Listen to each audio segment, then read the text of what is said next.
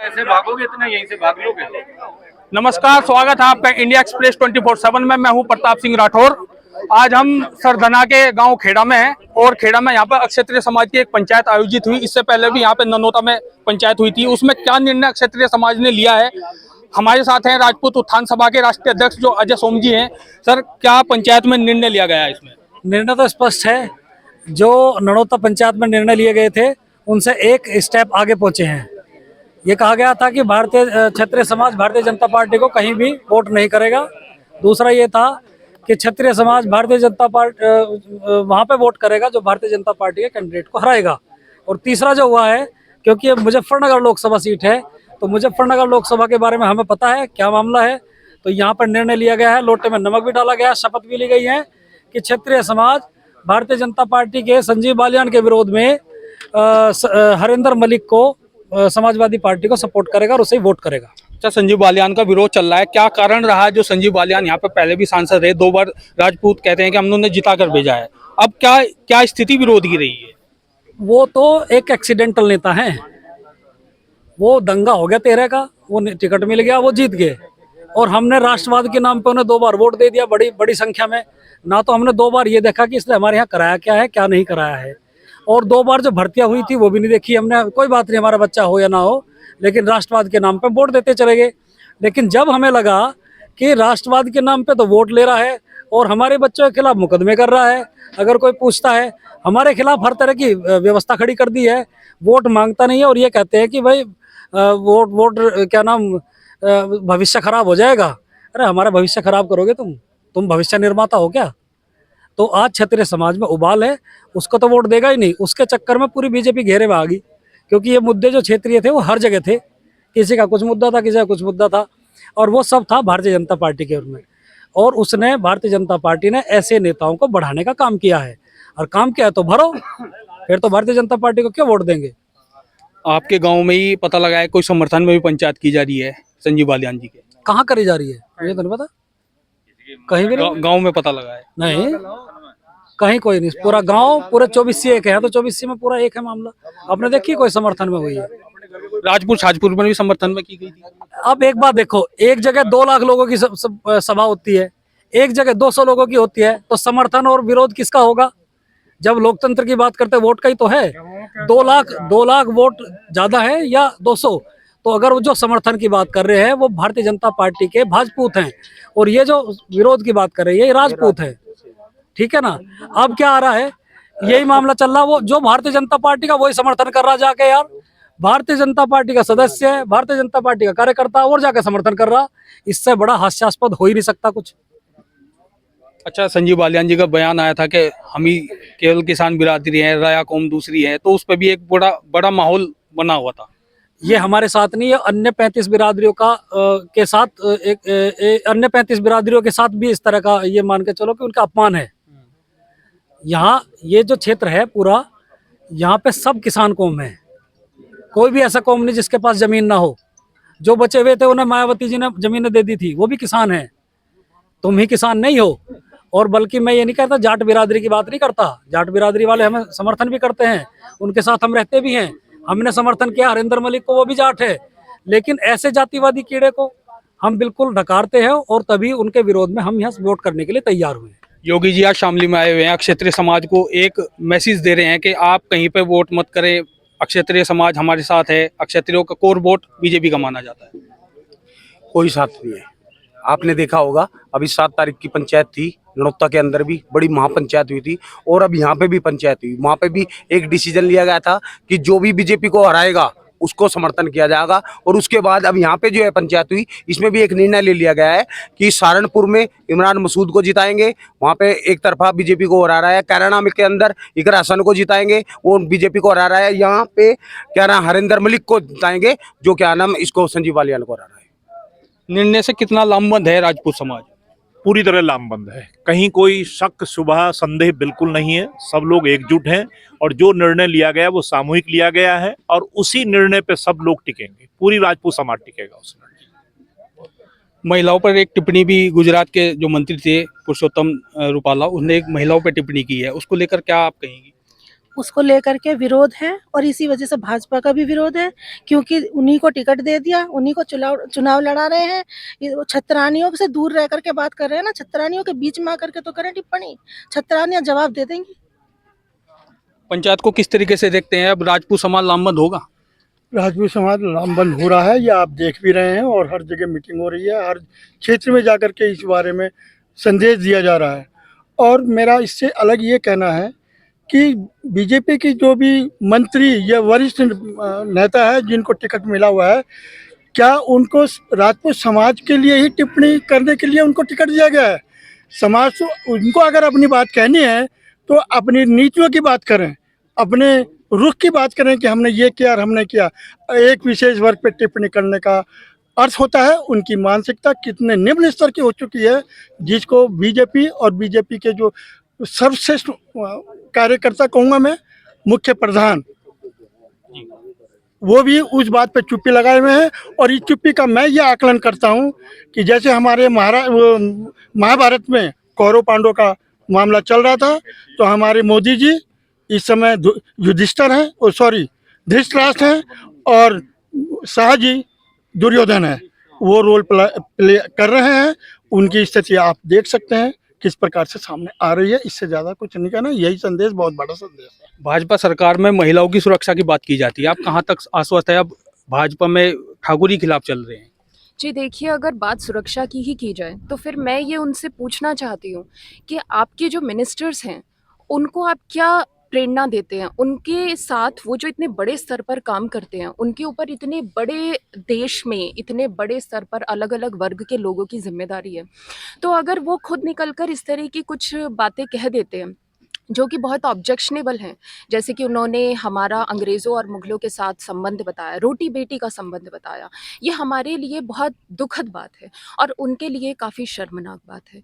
उन्हें 10,000 बार ही नहीं, सैकड़ों बार ये सोचना चाहिए था कि वो वर्ग जिनके पूर्वजों ने इतना बड़ा अपना एक कंट्रीब्यूशन दिया है भारत को भारत बनाने में, और समय-समय पर जब भी इस भारत को ज़रूरत आन पड़ी है, जब भी इस मिट्टी को खून की ज़रूरत पड़ी है, तब हमें अपने सिर दिए हैं। तो उसके बावजूद भी आप हमारे वर्ग के बारे में इस तरह की बात, इस तरह की टिप्पणियाँ कैसे कर सकते हैं? तो मुझे ऐसा नहीं लगता है कि वो जो कह रहे हैं उनके शब्दों में कोई खरापन है, ऐसा मुझे नहीं लगता। और मैं इसीलिए यहाँ पर आई हूँ, मैं सिसोली की सभा में भी आई थी और वहाँ पर भी मैंने यही बात बोली थी। तो मैं यहाँ पर भी खेड़ा में आई हूँ, ये मेरा जन्मभूमि है ये। तो इसके हिसाब से मैं बस यही कहना चाहती हूँ कि ज़रा आप आएँ यहाँ और यहाँ आकर देखें कि इस खेड़ा गाँव से 1000 से भी ज़्यादा लोग, 1000 से भी ज़्यादा बच्चे सेना में भर्ती होते हैं। और अब हमारा जो बराबर का गांव है भिमोरी, वहाँ 1857 में अंग्रेज़ों के खिलाफ हम लोगों ने लड़ाई छेड़ी थी। तो उस क्रांति में हमारे 5 लोग मरे थे, क्योंकि अंग्रेज़ों ने यहाँ तोपों से हमारे लोगों पर अटैक किया था और उसमें 100 से ज़्यादा लोगों को जेल में डाल दिया था और कई सारे लोग घायल हुए थे। तो मुझे ऐसा लगता है कि सरकार को यहाँ आकर देखने की ज़रूरत है कि ये शहीद स्थल है, यहाँ लोग बहुत पावरफुल हैं, तो उनकी बातें कहीं से कहीं तक भी सही नहीं है। गठबंधन हो चुका है आरएलडी से, इससे कोई फर्क पड़ेगा? देखिए, गठबंधन से कोई खास फर्क पड़ने वाला नहीं है। फर्क पड़ेगा इससे जो अभी हमारे समाज का आज मीटिंग हुई है, यहाँ पे बहुत बड़ी मीटिंग हुई है और जगह जगह मीटिंग हो रही है, यहीं पे मीटिंग नहीं है। नोएडा में, गाजियाबाद में और मुजफ्फरनगर, कैराना, जगह जगह मीटिंग हो रही है और बहुत बड़ी इसको भाजपा को चोट लगेगी इस चीज़ की और भाजपा को गिराने का काम किया जाएगा।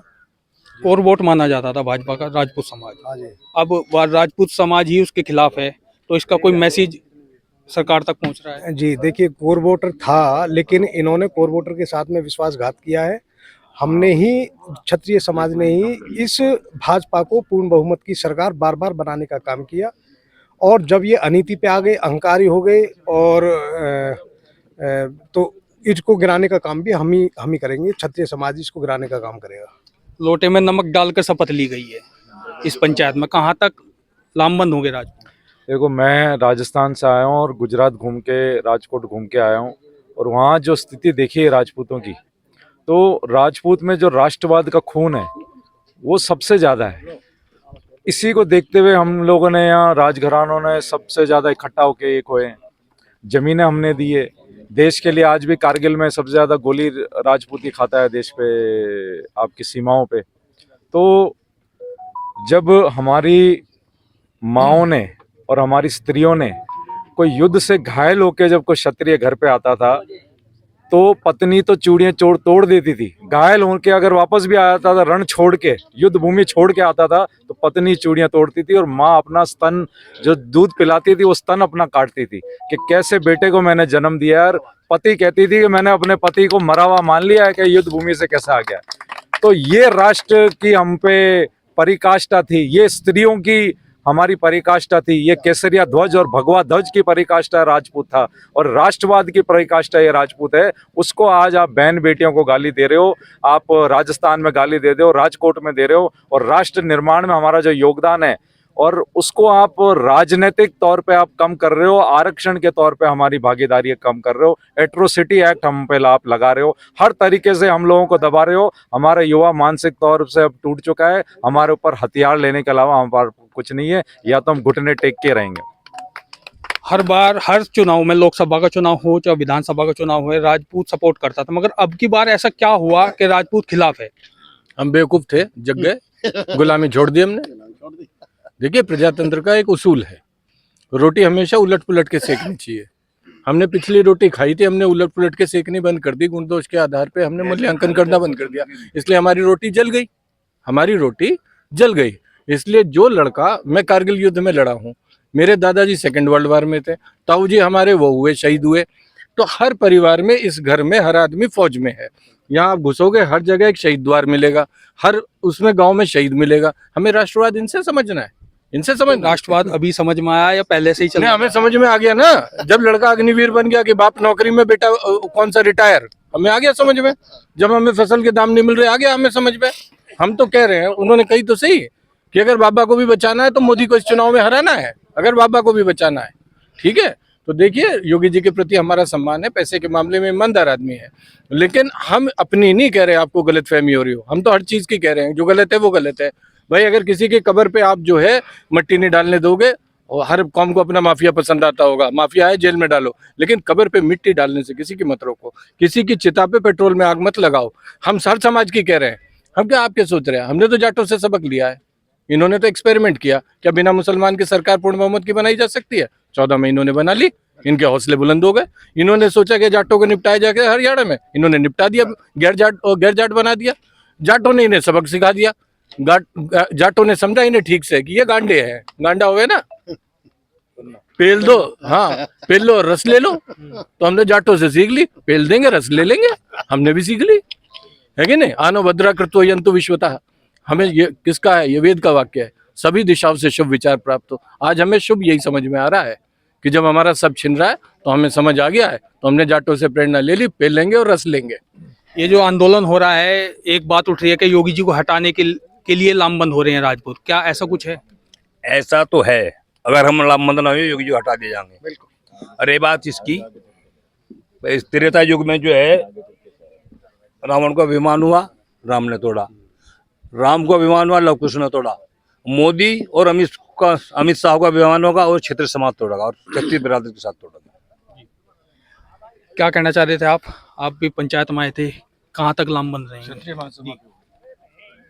इतिहास हमारा पढ़ लेना, इतिहास हमारा पढ़ लेना, खून से शब्द सजाए हैं, सर कटे धड़ लड़े तब जाके राजपूत कहलाए हैं।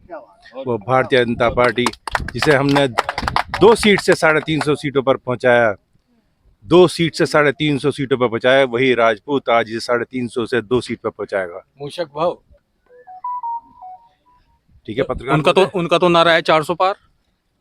वो नारा क्या दे रहे वो जाने, अफगानिस्तान वो नारा क्या दे रहे क्या नहीं जाना, लेकिन आप ये देख लो कितना रोष है हमारे समाज में, कितना रोष है।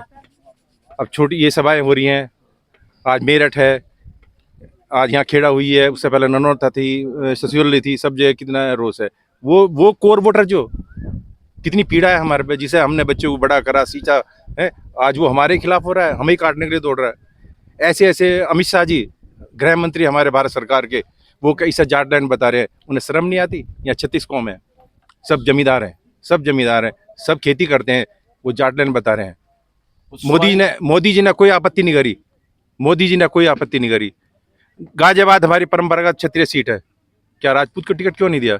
जनरल साहब 5.5 लाख से जीते वहाँ, क्यों नहीं कंसीडर करा गया? हमारे पास कैंडिडेट है, हमारे यहीं के खेड़ा के अनिल खेड़ा जी, क्यों नहीं उसे विचार करा गया उस पर? तो ये भारतीय जनता पार्टी अपने पैर में कुल्हाड़ी मार रही है, अपना नाश कर रही है, और ये वहीं सीधे 2 सीट पे पहुंचेगी। संजीव बालियान और यहाँ के जो संगीत सोम जी हैं उनके बीच में भी एक जुबानी जंग चल रही है, उसको लेकर क्या करेंगे? उसके लिए मैं संगठन को दोषी मानता हूँ। क्या हमारा जिला संगठन, क्या हमारा प्रदेश संगठन को पता नहीं था कि यहाँ कार्यकर्ताओं में विरोध है? क्यों नहीं संज्ञान लिया गया? अगर जिला संगठन ने संज्ञान नहीं लिया तो वो दोषी है, या उन्होंने प्रदेश संगठन को क्यों नहीं बताया?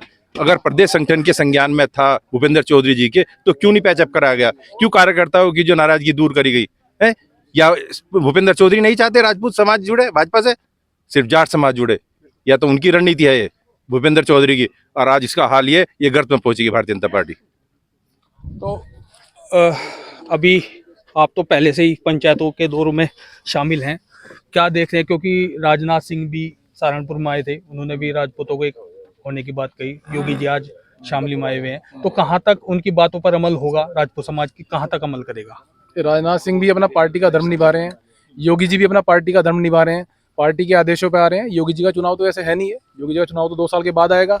और जो क्षत्रिय समाज के लोग हैं ये अपना धर्म निभा रहे हैं, और हमारा धर्म ये है कि हमें अपने अस्तित्व की हमें अपनी पहचान की लड़ाई लड़नी है, और हमें अपना अस्तित्व बचाना है। भारतीय जनता पार्टी को संदेश दे दिया है कि हम किसी पार्टी के बंधुआ नहीं है, हम किसी पार्टी के मजदूर नहीं है, हम किसी पार्टी के रिया नहीं है। आप टिकट किसी को भी दोगे, आप कुत्ते की पूंछ पे टिकट ला के भेज दोगे, हम आपको वोट दे देंगे, ऐसा तो होगा नहीं। आपको कैंडिडेट भेजना पड़ेगा, तमीज का कैंडिडेट भेजना पड़ेगा, तो आपको वोट मिलेंगी। और अगर नहीं भेजोगे तो हम अन्य पार्टी के कैंडिडेट को वोट देना भी जानते हैं, और इस बार यहाँ पे हरिंदर मलिक को हम वोट देंगे और जिताएंगे।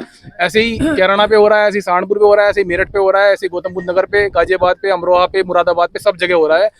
पश्चिम से उसको साफ करेंगे, उत्तर प्रदेश से हाफ करेंगे, तब जाके इनकी अकल ठिकाने में आएगी।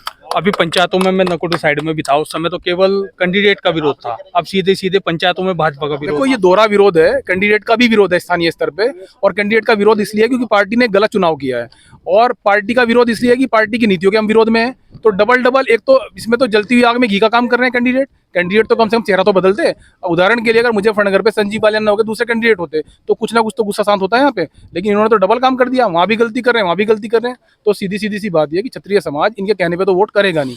योगी जी का 2 साल के बाद चुनाव है, तब उनको तब देखेंगे। राजनाथ सिंह तो हमेशा उनका तो एक ही काम है, जब भी राजपूत समाज नाराज होता है कि राजनाथ सिंह को भेजो, वाराणसी में रैली कर लो, 24 में रैली कर लो, वहाँ रैली कर लो, वहाँ रैली कर लो, यही काम है। उसके बाद 5 साल तक वो नजर नहीं आएंगे, ना मैं उनकी कोठी का एड्रेस पता है, कहाँ जाना है, कहाँ मिलना है।